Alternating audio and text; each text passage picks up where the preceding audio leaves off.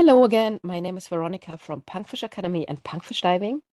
We are getting towards the end of our Enriched Air Nitrox course that you can do completely online with us. And we get to one of the last questions, and this is, do we actually breathe less when we use nitrox? This sounds like a question we all can answer with, oh no, no way, we just breathe the same, but there are some newer studies that suggest that gas consumption may get lower when diving with nitrox compared with air. And our question is if this is completely bullshit and there's just nothing in this, if it's irrelevant for us in diving, or if it's maybe something interesting to consider or could even be a really important point. So let's have a look on what's happening here. Very generally, we all know this beginner's question about, hey, but when you can dive longer with nitrox, does this mean you breathe less when you breathe nitrox? And we always say, no, no, no, no way. It does not change our consumption, because we know that we breathe depending on our carbon dioxide levels. So while we breathe, while we burn oxygen, we produce carbon dioxide. And when the level of carbon dioxide gets higher, so the receptors in our body understand this and understand that we need to breathe and give out a signal that we have to inhale again. And that's why our respiration depends mainly on the carbon dioxide level, which does not change with the amount of oxygen we breathe. So there is no reason to think that we would breathe less when there is more oxygen. We do not have the impression that we breathe less when we go deeper, but there our oxygen pressure is higher than in shallow waters. It does not seem to affect, and there is not really any obvious reason to think that nitrox would affect in any way our breathing pattern. I mean, breathing depends a lot as well on how relaxed you are underwater and how much you move and all these things, and not really on oxygen, right? But, well, but now there is a study from 2022, so quite new, and the title is Oxygen-enriched air reduces breathing gas consumption over air.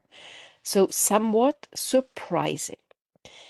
Basically, this is a review from different other studies that have been done, and most of these other studies are not freely accessible. So I can just give a summary of what is in here. But there are some things that really make me think that there could be something in it. Yeah, there have been studies in sport medicine with people training with higher oxygen concentrations in the breathing gas. And some different studies did show that the performance when people do exercise increases when they have a higher oxygen content. So this seems to change something in the metabolism. It seems to help in performance. Well, yes. And then there was at least one study with firefighters where it was shown that they consume about 10% less when they breathe a nitrox 40 in their heavy workload. So firefighters do something really different from what we do underwater, but they did consume less, and consumption does matter for them, and they felt less out of breath as well. So it did help them to do their job, to have a higher oxygen concentration. And then there have been a couple of studies with exercise in hyperbaric conditions. So breathing air, but under a higher pressure, which means the PO2 is higher. And it was shown here that the air consumption was lower as well at a higher pressure with the same workload, so the same kind of exercise.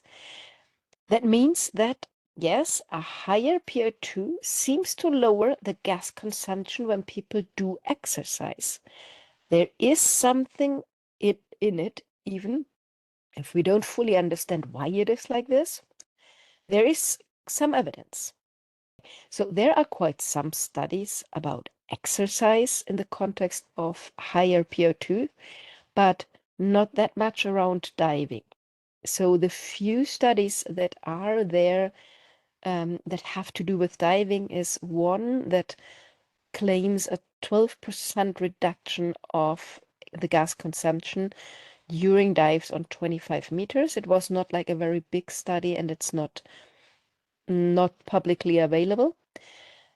There is one that claims a 20% reduction during heavy work at hyperbaric conditions, means heavy exercise, and as well a 20% reduction during dives at high velocities. So when you did swim really fast. All these studies have been about people doing exercise to a different level, but kind of the contrary of what we do when we are diving. When we dive, we try to avoid all exercise. We try to be as calm as possible. We try to breathe as relaxed as possible, and we try not to move. Like the best divers are the ones that hang underwater and just don't move at all, or don't seem to move at all. So our aim is not to do exercise. And from all the studies that we have seen, there is no study about breathing patterns when you're not doing exercise.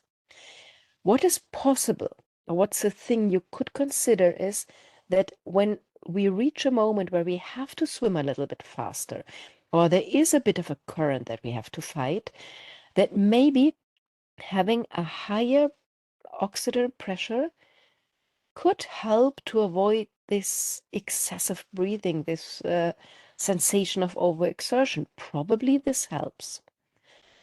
But if it really helps for our gas consumption in normal relaxed dives, is not really clear from the data achieved here. So we will need a lot more data from normal dives, a lot more studies from very normal dives, to find out if there's anything in this for our day-to-day dive, or if it's irrelevant for us.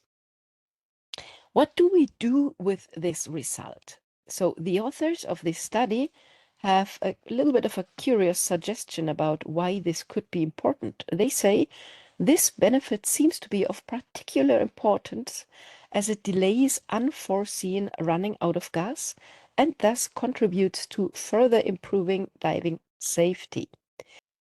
If this slightly lower gas consumption is the point that avoids that you're running out of gas, you are doing something horribly wrong. You never should unforeseeingly run out of gas, because you have this smart little thing called a pressure gauge on any bottle, and you just check this from time to time. So this is definitely not an advantage. People have different sac rates, people have different air consumptions, people have different air consumptions from dive to dive. So the only thing you can do to avoid running out of gas is that you check your pressure gauge. Please, that's it, nothing else. Don't think, oh, I'm diving nitrox, though, so today I will not breathe that much, so I don't have to check anymore. No, please. But the results are interesting enough that it might be worth to collect more data.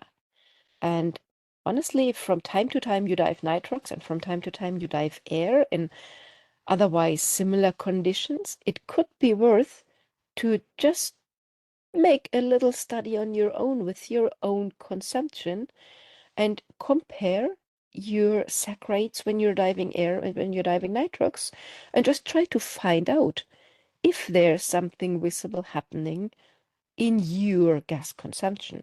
You can do that, and maybe it helps you to understand a little bit more about your breathing. And